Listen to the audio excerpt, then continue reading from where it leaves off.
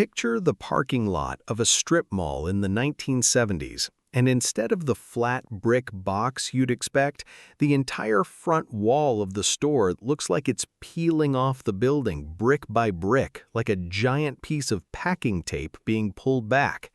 That's not a demolition. That's the storefront.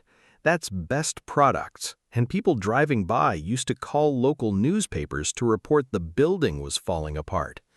Best wasn't a small operation playing architectural tricks for attention either, although the building certainly got attention. At its height in the late 1980s, according to company records, Best operated more than 200 showrooms across 27 states and pulled in around $2 billion a year, making it, by some measures, the second largest catalog retailer in the entire country. Today, you'd be hard-pressed to find a single one of those buildings still standing the way they looked back then. In the next few minutes, we'll cover how a Richmond, Virginia encyclopedia salesman turned a mail-order flyer into a catalog retail empire, how it became one of the strangest and most celebrated architectural experiments in American retail history, and exactly what went wrong. Because the story of how Best products fell apart is, in a strange way, a lot like those melting buildings. Something that looked intentional turned out to be genuinely coming apart. But first, you have to understand, none of this started with architecture. It started with an encyclopedia. In 1957, Sidney Lewis was a Harvard-trained lawyer helping run his family's encyclopedia publishing business in Richmond. While mailing out bills to customers, he had a simple idea. What if he slipped in flyers for other merchandise along with the encyclopedia invoices? Together with his wife, Frances, he sent out that first catalog, a rough compilation of manufacturers' flyers, to about 5,000 teachers, schools, and businesses. That was the entire beginning of Best products. It started as pure mail order, but customers wanted to actually see what they were buying before they committed, so the Lewises opened a small showroom across the street from Richmond's brand-new Willow Lawn Shopping Center. The concept was simple and, at the time, genuinely new. Browse a full-color catalog, walk through a showroom to see samples of the products, then pick up your purchase from a warehouse counter in the back. Think of it as a kind of pre-internet Amazon. You were essentially placing an order in person. Here's something most people don't know about Best products.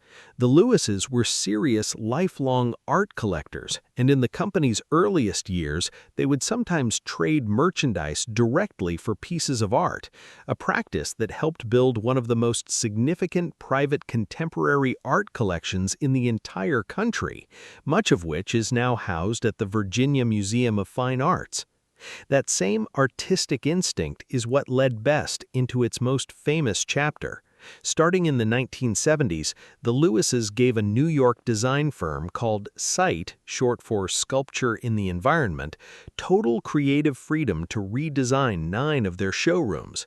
The results became architectural legends. A store in Sacramento where a corner of the building physically slid open when the doors unlocked for business, a showroom in Hialeah, Florida, enclosed behind an actual working rainforest, and the Houston indeterminate facade, whose deliberately crumbling brick reportedly appeared in more architecture textbooks than any other building of the 20th century.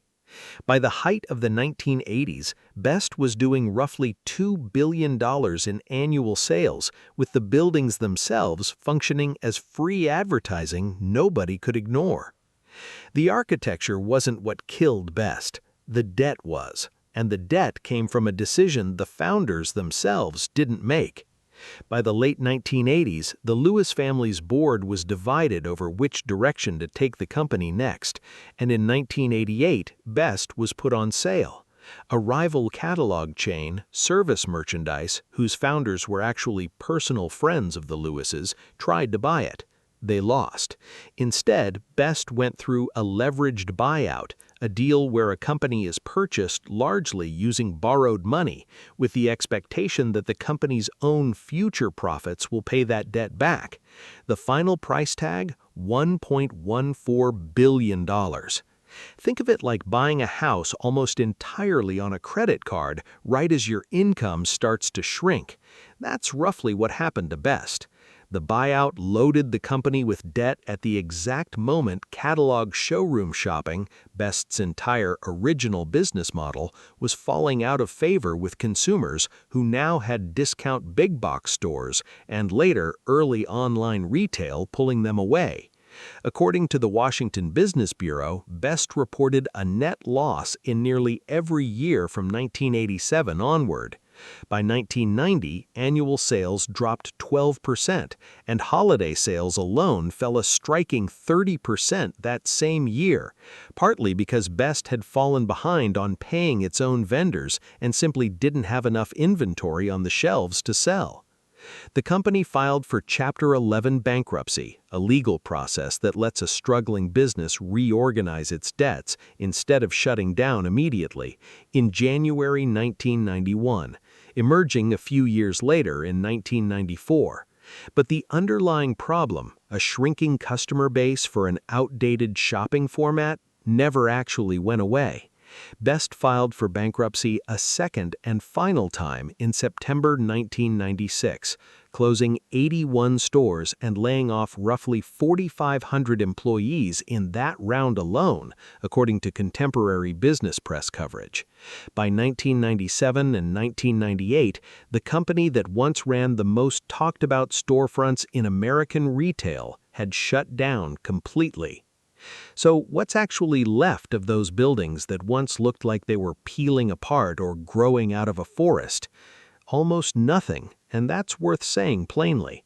Of the 9 architecturally famous site showrooms, only one survives with its original design intact, the Forest Building in Richmond, where trees were deliberately grown into the entrance itself.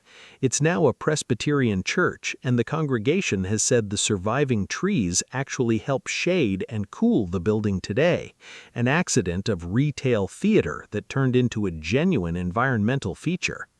Every other landmark showroom has either been demolished or stripped down into a plain, forgettable big box, the same kind of building Best had spent millions trying not to look like. Even the company's striking Richmond headquarters, empty for years, was slated for demolition. Picture that peeling brick storefront one more time, the one that made people call the newspaper convinced the building was falling apart. It's almost poetic looking back. The architecture was telling the truth the whole time. It just took about 25 more years for the business underneath it to actually come apart, the way the building always looked like it was.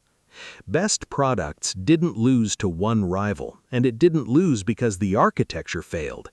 The architecture worked exactly as intended, right up until debt did what a hurricane and a rumor never could. That's most of retail history in one sentence. If you liked this one, subscribe for more vanished chains. We're working through the ones you grew up with, one story at a time. Next time, service merchandise, the catalog showroom that almost bought Best and ended up meeting the exact same fate a few years later. If you remember Best Products, what do you remember buying there, or do you remember one of those strange, unforgettable storefronts? Tell me in the comments. The building's still there. Mostly gone, actually. That's most of retail history.